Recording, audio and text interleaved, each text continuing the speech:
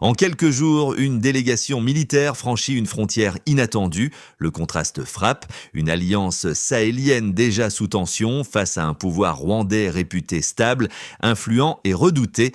Ce déplacement prend une importance particulière et révèle ce que Ibrahim Traoré cherche à sécuriser par ce signal. Derrière les visites protocolaires, la scène suggère des discussions de sécurité, des échanges de méthodes et une inquiétude occidentale ravivée par l'idée d'une coalition plus large, plus disciplinée et donc plus difficile à contenir. L'analyse vise à expliquer ce que cette visite militaire signifie réellement, au-delà des communiqués officiels et des images protocolaires. Pour le public, l'enjeu consiste à comprendre comment des choix discrets de coopération sécuritaire peuvent modifier l'équilibre politique et militaire en Afrique de l'Ouest. Derrière cette démarche se dessine un risque mesuré, celui d'un réalignement stratégique qui pourrait renforcer certains régimes tout en réduisant les marges de manœuvre des puissances extérieures.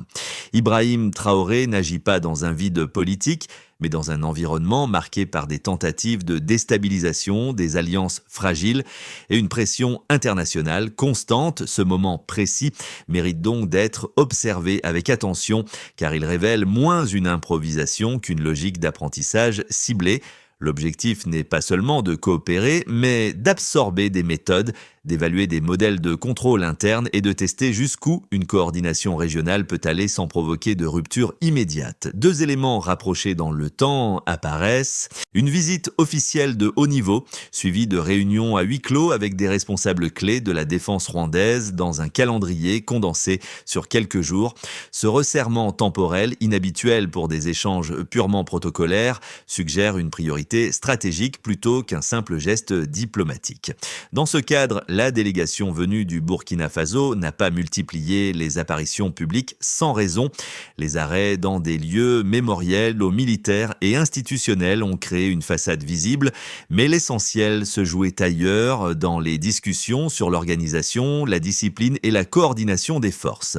Ibrahim Traoré apparaît ici comme l'initiateur indirect de cette démarche, cherchant moins à afficher une alliance formelle qu'à observer de près un modèle sécuritaire jugé efficace sur la durée. Le contexte régional éclaire cette initiative. Le Sahel traverse une phase d'incertitude profonde, marquée par des insurrections armées persistantes, des transitions politiques militaires et une défiance croissante envers les partenaires occidentaux traditionnels. Dans cet environnement, chaque déplacement de haut gradé prend une valeur symbolique accrue, car il peut annoncer un rééquilibrage des influences. Le Rwanda, souvent présenté comme un État discipliné et centralisé, s'est imposé comme un acteur sécuritaire actif bien au-delà de ses frontières, notamment par des engagements extérieurs et une coopération policière structurée. Pour les autorités burkinabè, l'intérêt n'est pas uniquement opérationnel, il est aussi politique, comprendre comment un pouvoir maintient la cohésion interne, limite les fractures au sein des forces armées et réduit les risques de contestation interne. Ibrahim Traoré s'inscrit dans cette logique d'apprentissage sélectif à un moment où son propre environnement reste instable. Cette observation replace la visite dans une perspective plus large. Il ne s'agit pas d'un événement isolé, mais d'un signal envoyé à plusieurs audiences simultanément, locales, régionales et internationales, chacune appelée à interpréter ce geste avec prudence. Le personnage guide de cette séquence n'est pas un chef d'État visible, mais un haut gradé chargé d'observer, de questionner et de rapporter. À travers ses déplacements dans des institutions militaires et policières rwandaises, il incarne une démarche d'apprentissage pragmatique, centrée sur les mécanismes concrets plutôt que sur les discours.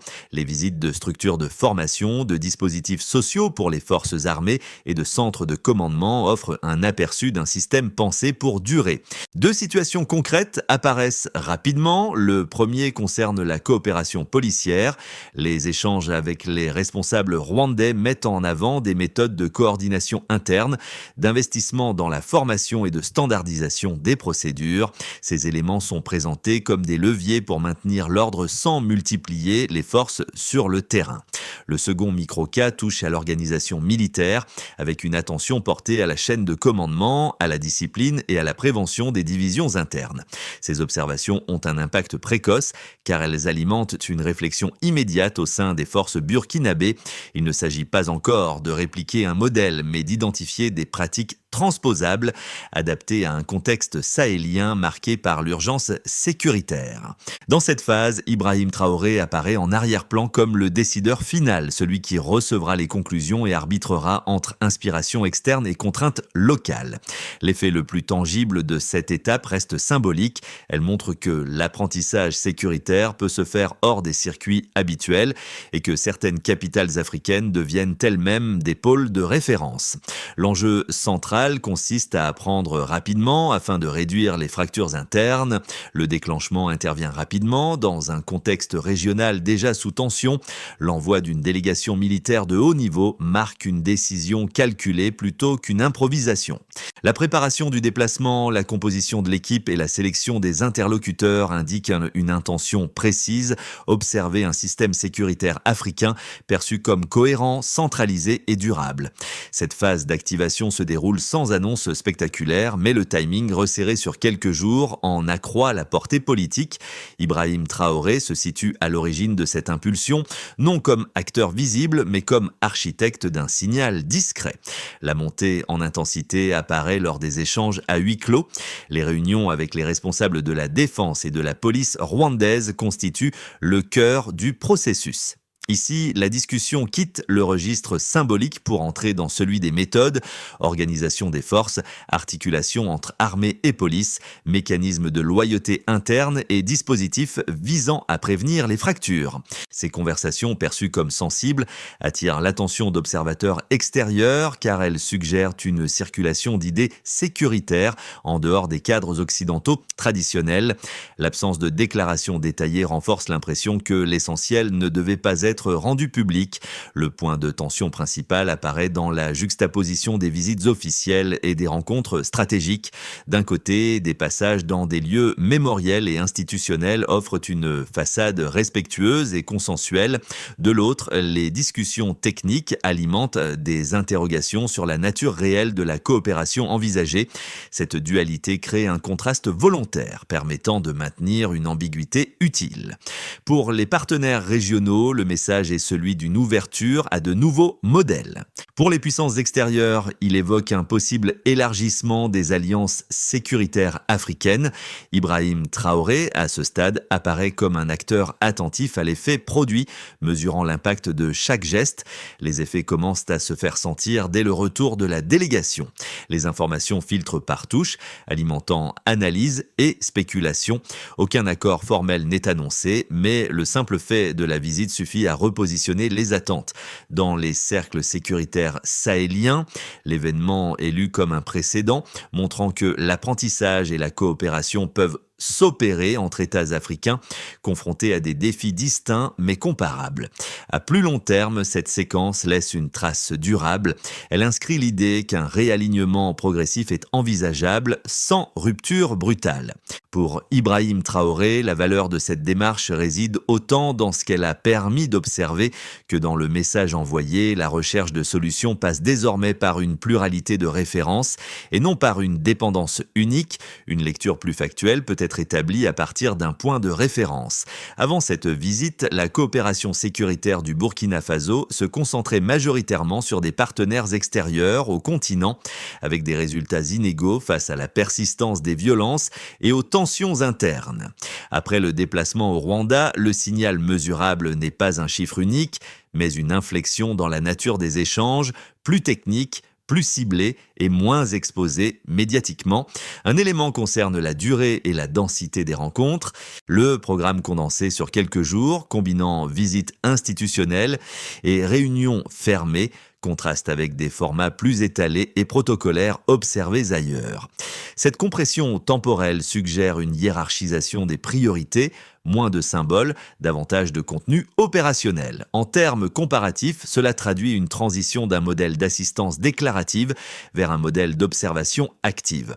Un autre élément apparaît dans la structure même des discussions. Les échanges à indices ont porté sur des dispositifs précis, tels que la coordination entre armée et police, la formation continue et les mécanismes de cohésion interne. Chaque thème correspond à un levier mesurable dans le temps car il influence directement la stabilité des forces et la prévention des divisions. Là où les approches antérieures misaient sur des interventions ponctuelles, cette orientation privilégie des ajustements systémiques dont l'effet se calcule en années plutôt qu'en semaines. Un autre élément touche à l'environnement régional. Le Rwanda est engagé depuis plusieurs années dans des opérations extérieures et des missions de maintien de la sécurité au-delà de ses frontières. Ce rôle actif fournit un étalon implicite pour les autorités burkinabées confrontées à des défis asymétriques similaires mais dans un contexte géographique différent. La comparaison ne repose pas sur une équivalence directe, mais sur une variation relative, comment un État de taille réduite parvient à maintenir la discipline et la continuité de commandement sur la durée. Dans cette analyse, Ibrahim Traoré se positionne comme le destinataire final de ces données qualitatives et quantitatives. Les chiffres ne sont pas brandis publiquement, mais ils structurent une réflexion interne sur l'efficacité, la loyauté et la résilience institutionnelle. La bascule n'est donc pas spectaculaire, mais progressive, mesurée par des ajustements dans la formation, la coopération et la communication sécuritaire. Ainsi, les preuves chiffrées ne résident pas uniquement dans des statistiques publiées, mais dans la comparaison avant-après des méthodes et des priorités. Cette approche permet de lire la visite non comme un événement isolé, mais comme un point de départ vers une réorientation graduelle, évaluée à l'aune de résultats observables dans le temps. L'argument opposé le plus solide repose sur une crainte récurrente, s'inspirer d'un modèle sécuritaire centralisé risquerait d'accentuer la concentration du pouvoir et de réduire l'espace de contestation politique. Selon cette lecture, l'apprentissage auprès d'un État réputé strict pourrait renforcer des pratiques de contrôle au détriment d'une ouverture institutionnelle, surtout dans un contexte de transition militaire fragile. Cette thèse souligne que la stabilité obtenue par la discipline peut avoir un coût politique difficilement mesurable à court terme. Un second argument met en avant les différences structurelles. Le Rwanda est souvent décrit comme un État de taille réduite, à la chaîne de commandement resserrée et à l'histoire singulière marquée par un traumatisme fondateur. Transposer des méthodes issues de ce contexte vers un pays sahélien plus vaste, confronté à des menaces diffuses et à des dynamiques communautaires complexes, pourrait conduire à des résultats limités, voire contre-productifs. Les sceptiques estiment que la comparaison, même prudente, surestime la transférabilité des mécanismes observés. Ces critiques méritent d'être prises au sérieux car elles rappellent les limites de tout exercice d'imitation stratégique. Toutefois, la réponse fondée sur les éléments disponibles nuance ces inquiétudes. La démarche engagée ne vise pas une copie intégrale, mais une sélection de pratiques adaptées, formation, coordination interservices et prévention des fractures internes. Ces leviers sont précisément ceux qui peuvent être modulés sans bouleverser l'architecture politique globale. Par ailleurs, l'absence d'annonces formelles ou de traités visibles suggère une phase exploratoire plutôt qu'un alignement rigide. Ibrahim Traoré apparaît ici comme un décideur attentif aux équilibres, cherchant à renforcer la cohésion des forces sans provoquer de rupture brutale avec les cadres existants. La logique n'est pas celle d'un verrouillage immédiat, mais d'un apprentissage graduel ajusté aux contraintes locales. Ainsi, le Stillman révèle une tension réelle entre efficacité sécuritaire et pluralité politique. La réponse observable, elle, indique une tentative de compromis tirée des enseignements opérationnels tout en évitant une transposition mécanique. C'est dans cette zone grise que se joue l'enjeu principal, loin des caricatures, et que se mesurera la pertinence réelle de cette orientation. L'enjeu principal ne réside pas dans la conclusion d'une alliance formelle. Cette étape permet de clarifier l'enjeu réel de la visite. Il ne s'agit pas de conclure un pacte visible, mais de comprendre un mécanisme de long terme. Le déplacement met en lumière un changement de focale, passant des accords affichés aux méthodes internes, celles qui structurent la loyauté, la discipline et la continuité du commandement. Cette révélation rebat les lectures rapides qui voyaient dans l'événement un simple geste diplomatique. À ce stade, l'attention se déplace vers les échanges techniques et les discussions fermées, là où se transmettent des pratiques plutôt que des promesses. L'intérêt porte sur la manière dont un État maintient l'unité de ses forces, absorbe les tensions et limite les fractures internes sans dépendre d'un soutien extérieur constant. Ce sont ces éléments rarement médiatisés qui constituent le véritable objet d'étude. Ibrahim Traoré s'inscrit précisément dans cette logique de sélection. En plaçant l'apprentissage organisationnel au centre, il cherche à renforcer la résilience interne avant toute projection extérieure. La visite agit alors comme un miroir stratégique. Elle permet d'identifier ce qui peut être adapté, ce qui doit être évité et ce qui relève d'un contexte non transposable. Ce révélateur de milieu transforme la lecture globale. L'événement cesse d'être un signal ponctuel et devient une étape dans une trajectoire plus longue, orientée vers la consolidation interne, avant toute recomposition régionale plus visible. Les effets concrets de cette séquence se lisent différemment selon les acteurs concernés. Pour l'État burkinabé, la première conséquence est institutionnelle. La visite renforce l'idée qu'une consolidation interne des forces de sécurité constitue une priorité avant toute ouverture politique plus large. Cette orientation suggère un recentrage sur la discipline, la coordination et la prévention des divisions, perçues comme des vulnérabilités majeures dans un contexte de menaces persistantes.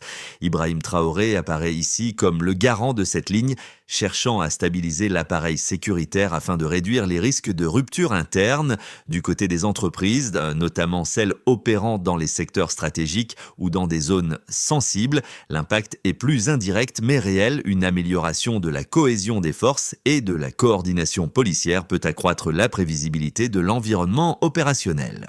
Même sans changement immédiat, le simple signal d'un apprentissage sécuritaire ciblé peut influencer les anticipations en suggérant une volonté de contrôle accru et de continuité dans la gestion des risques. Pour les citoyens, les conséquences se situent à un niveau plus quotidien. Une force de sécurité plus structurée et moins fragmentée est associée dans les discours officiels à une amélioration de la protection et de la stabilité locale. Toutefois, cette promesse s'accompagne d'interrogations sur l'équilibre entre sécurité et liberté. La perception populaire dépendra largement de la manière dont ces méthodes seront mises en œuvre et de leur traduction concrète dans la vie de tous les jours. Ibrahim Traoré se trouve ainsi face à une attente double, garantir la sécurité tout en évitant une rupture avec la population. À l'échelle régionale, enfin, la portée est symbolique. L'initiative montre qu'un État sahélien peut chercher des références sécuritaires en dehors des partenariats traditionnels et que des capitales africaines deviennent des pôles d'expertise à part entière. Cette dynamique pourrait encourager d'autres gouvernements à diversifier leurs sources d'apprentissage, modifiant progressivement les équilibres d'influence. Pour les observateurs extérieurs, ce mouvement est interprété comme un glissement discret mais significatif. Ses conséquences ne se matérialisent pas en un seul événement mesurable, mais en une série d'ajustements progressifs. Elles dessinent une trajectoire où la stabilité interne devient le préalable à toute ambition régionale. En ce sens, la visite agit comme un catalyseur de perception et d'anticipation, bien au-delà de son cadre immédiat. Une première trajectoire repose sur une continuité prudente. Dans cette hypothèse, les enseignements tirés de la visite sont intégrés progressivement, sans annonce publique majeure.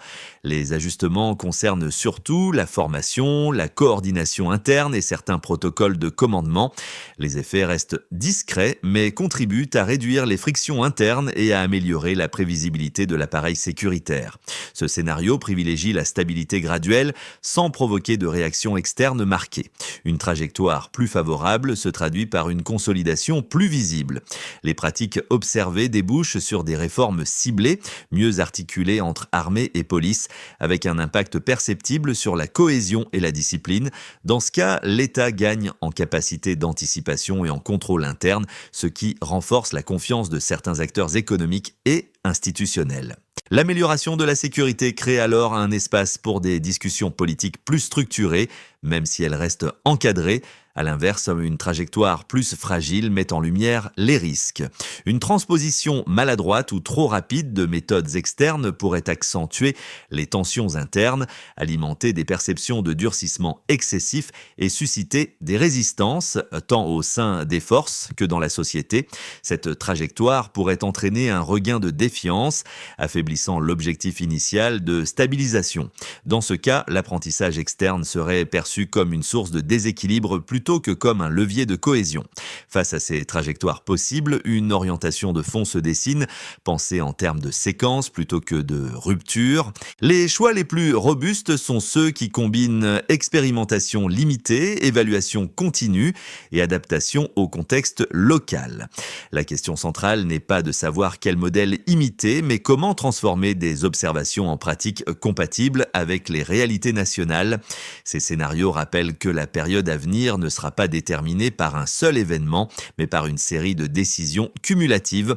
Leur cohérence, plus que leur visibilité, déterminera l'issue à moyen terme. Pour le public, cette séquence peut sembler lointaine, mais ses implications touchent plusieurs groupes de manière concrète. Pour les citoyens vivant dans des zones exposées à l'insécurité, la priorité reste la protection quotidienne. Une meilleure coordination entre forces et une chaîne de commandement plus claire peuvent se traduire par des réponses Boulogne plus rapides et plus cohérentes, réduisant l'imprévisibilité qui alimente l'anxiété. À l'inverse, toute perception de durcissement excessif pourrait raviver des craintes liées aux libertés et à l'arbitraire. Pour les acteurs économiques locaux, notamment les petites et moyennes entreprises, l'enjeu est la continuité, la stabilité sécuritaire, même progressive, favorise la planification, limite les interruptions d'activité et améliore la confiance minimale nécessaire à l'investissement. Sans attendre des résultats spectaculaires, ces acteurs observent surtout les signaux faibles, régularité des contrôles, clarté des interlocuteurs, cohérence des décisions. Les jeunes et les organisations de la société civile, enfin, lisent ces évolutions à travers une autre grille. Ils s'interrogent sur l'équilibre entre sécurité et participation et sur la capacité des autorités à transformer la consolidation sécuritaire en perspective sociale et économique. Leur attention se porte moins sur les méthodes militaires que sur leurs effets indirects, emploi, mobilité, accès aux services et sentiment d'inclusion. Deux pistes simples émergent pour le public. D'abord, suivre les indicateurs concrets plutôt que les annonces, formation, coordination et traitement équitable sur le terrain. Ensuite, maintenir un espace de dialogue, même limité, afin que les préoccupations quotidiennes soient intégrées aux choix sécuritaires. En définitive, l'impact sur le public dépendra moins des intentions affichées que de la manière dont ces orientations se traduiront dans la vie ordinaire, là où la sécurité devient tangible ou au contraire contestée. La traduction opérationnelle de cette orientation passe par une feuille de route progressive, structurée en étapes lisibles. La première consiste à clarifier les responsabilités internes. Définir qui coordonne, qui exécute et qui évalue permet de réduire les zones grises au sein des forces. Cette étape repose sur des directives simples, applicables rapidement et mesurées par la régularité des rapports et la cohérence des décisions. La deuxième étape concerne la formation ciblée. Il ne s'agit pas d'une refonte globale, mais de modules précis portant sur la coordination interservices, la discipline de commandement et la gestion des situations de tension. Ces formations peuvent être déployées par vagues, évaluées après chaque cycle et ajustées en fonction des retours du terrain. Le critère de succès reste l'amélioration observable de la coopération quotidienne. Troisièmement, l'accent doit être mis sur les mécanismes de prévention des fractures internes. Cela implique des procédures claires de remontée des tensions, un suivi des affectations sensibles et une communication interne régulière. L'objectif est d'identifier les signaux faibles avant qu'ils ne deviennent des crises ouvertes. La quatrième étape touche à l'évaluation. Chaque ajustement doit être mesuré par des indicateurs simples, stabilité des unités, continuité du commandement et diminution des incidents internes. Cette logique d'évaluation continue évite les décisions irréversibles et favorise l'adaptation.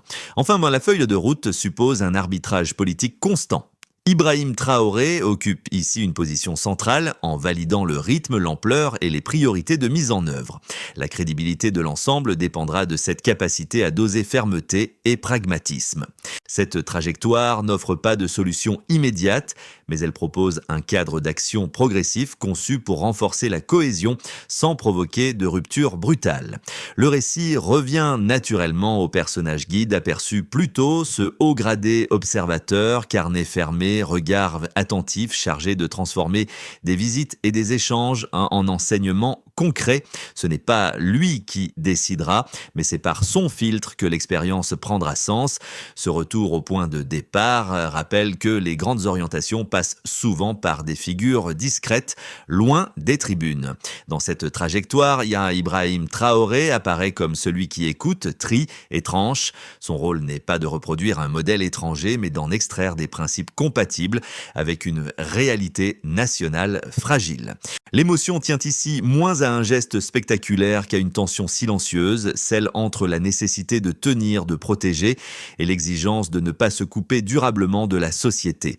Le parcours observé n'est ni héroïque ni cynique, il est pragmatique, parfois inconfortable et chargé d'attentes contradictoires. Apprendre pour durer, renforcer sans figer, stabiliser sans étouffer, ces verbes résument l'équation. Au terme de cette séquence, une certitude s'impose. Les décisions les plus déterminantes ne font pas toujours de bruit. La cohésion apparaît ainsi comme un préalable à toute projection.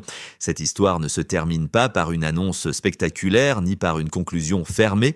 Elle ouvre plutôt un espace de réflexion collective sur la manière dont les États africains cherchent aujourd'hui des solutions à leurs propres défis en dehors des cadres attendus. Les symboles comptent, mais ce sont les trajectoires silencieuses, les ajustements progressifs et les choix de méthode qui façonnent les résultats durables. Pour le public, l'enjeu n'est pas d'adhérer ou de rejeter un modèle en bloc. Il s'agit d'observer, de comparer et de questionner les effets réels sur la sécurité, la gouvernance et la vie quotidienne. Les décisions prises aujourd'hui par Ibrahim Traoré comme par d'autres dirigeants de la région auront des répercussions qui dépasseront largement le cadre militaire. Participer au débat, c'est refuser les lectures simplistes et accepter la complexité. C'est aussi reconnaître que la souveraineté, la stabilité et la participation citoyenne ne s'excluent pas mécaniquement, mais doivent être équilibrées dans le temps. La réflexion reste ouverte sur la manière d'évaluer ces choix dans le temps. Comment juger ces choix, non sur leurs intentions affichées, mais sur leurs effets concrets à moyen terme.